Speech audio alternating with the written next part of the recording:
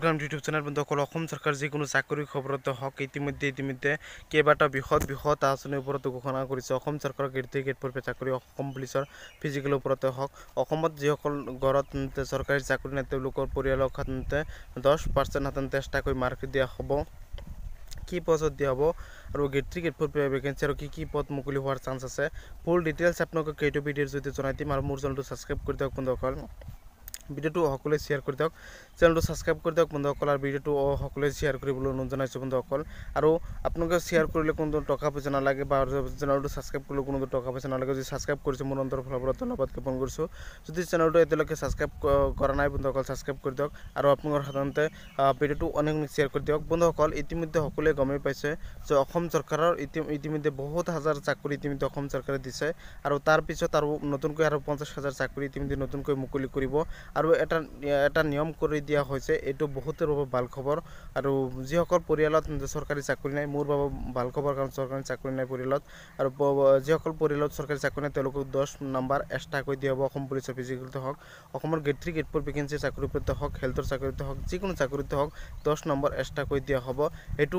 চাকৰি 10 নম্বৰ এক্সট্ৰাকৈ প্ৰথমতে দিয়া নহয় যেনেকৈ গেট 4 প্ৰথমতে ৰিটেন এক্সাম হ'ব তাতে দিয়া নহয় বন্ধুসকল ভাইবা টেষ্টতে একে নম্বৰ পালে তাতে 10 নম্বৰ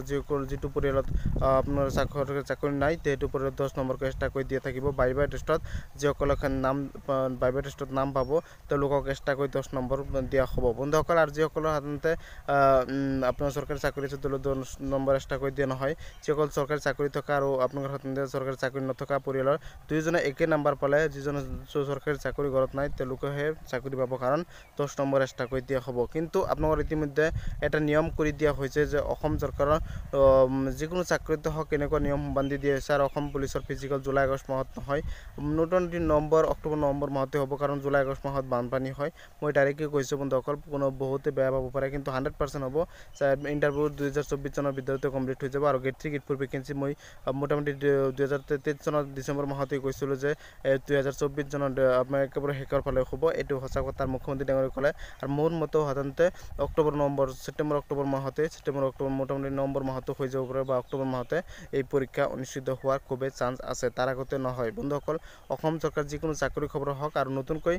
কিছুমান চাকৰি মুকলিব গেট 4 হওক অসম পুলিচৰ কিছুমান পদ বঢ়াই দিয়া হ'ব তাৰ পিছত অসমত যিকোনো চাকৰি খবৰ হওক মোৰ চেনেলৰ পৰা সময়মতে আপোনালোকে পাব মুখ্যমন্ত্ৰী ডাঙৰীয়ে কেতিয়া কি কয় সকলো আপডেট মোৰ চেনেলৰ পৰা পাব সকলোক মই দিম মই প্ৰতিশ্ৰুতি দিছো সকলোৱে মোৰ চেনেলটো সাবস্ক্ৰাইব কৰি দিয়ক লাইক এটা কৰি দিয়ক সকলো খবৰ সকলো আপডেট মোৰ চেনেলৰ পৰা পাই থাকিব ধন্যবাদ সাপোৰ্ট কৰিব আৰু আগন্তুক দিনত অসম চৰকাৰ যিকোনো চাকৰি খবৰ হওক মোৰ চেনেলৰ পৰা তথ্য সকলোৱে পাব মই প্ৰতিশ্ৰুতি দিছো আৰু সকলো সময়তে আপোনালোকক আপডেট